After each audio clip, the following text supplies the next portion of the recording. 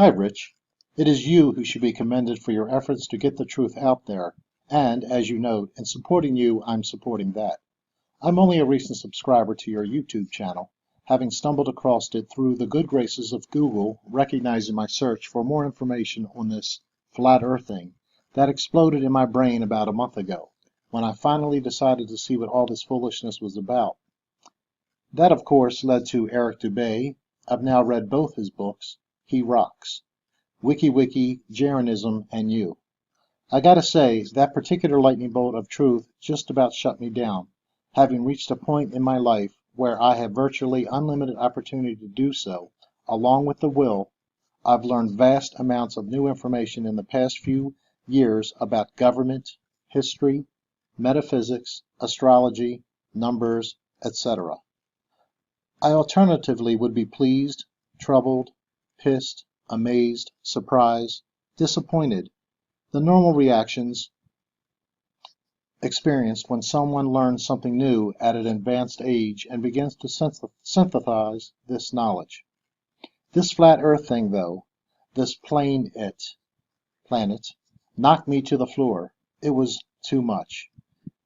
It laid a lie at the foundation of everything I thought I knew. The possibility, and then the depth of the conspiracy, and the purpose of it left me feeling stunned and without faith in anything I had previously accepted beyond my own life experience. I have a BA in anthropology from the UT Austin. I am self-educated far beyond that. I was a 15-year Navy pilot and officer with 2 carrier tours in Vietnam. I was an airline pilot for Delta for 26 years, retiring off the Lockheed 1011 TriStar in 1999. Humorous to me now, at one point I built a beautiful custom home on the side of a mountain in northern Georgia, from which view I proudly proclaimed to anyone who would listen, my vista was so broad in that magnificent view I could actually see the curvature of the earth. My point is, I believed without question my programmers, and never even thought to question them.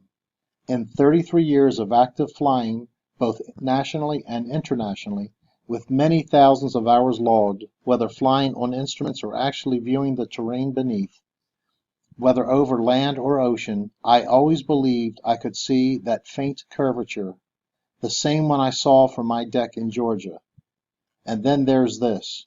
A pilot's primary flight instrument is his artificial horizon, which he has to be maintained level to keep from climbing and descending, and which coincidentally perfectly lined up with the horizon that met my eye in the distance. Towns, cities, mountain ranges, rivers, etc., would first appear as a fine line at eye level on the horizon, and slowly appear to bloom up from the ground as my aircraft approached, and my perspective changed, to the point that when I passed overhead that landmark was now thousands of feet below me, visually like it sank below the horizon, which of course was still at eye level for me. From the cockpit, weather permitting, I could see hundreds of miles in all directions, viewing cities connected by roads, sparkling like jewels across the flat plain, as far as the eye could see. Nothing ever leaned, etc. The Manhattan skyline, flown over from 10,000 feet, was just as vertical in appearance as at 1,000 feet coming in on approach, or taxiing on the flat but visibly crowned runway. I find it amusing that your new neighbor is an airline pilot. I now live on the south shore of, and I took that out. From my beach, I look directly across the bay, to the west. 6 miles away, the buildings are all perfectly vertical. On a clear day, I can actually see the beach at the waterline below the city. The water doesn't hump up in between. Duh. So again, I salute you. Pay no attention to the shills and soulless jerks.